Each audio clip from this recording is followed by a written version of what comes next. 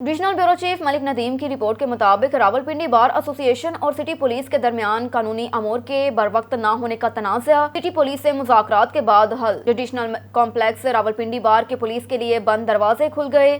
City police की मुज़ाकराती team में SSP security Tariq, SP Potohar Rana Abdul Wahab शामिल थे, जबकि बार एसोसिएशन की तरफ से सदर bar Arshad Majeed Malik, secretary bar Malik Mubashir Farooq, joint secretary Mohammad Shoaib Javed शामिल थे। दौरान मुज़ाकरात सिटी पुलिस रावलपिंडी की तरफ से मरी में वकला ख़ानदान पर फायरिंग और दीगर मुतालबात पेश किए गए।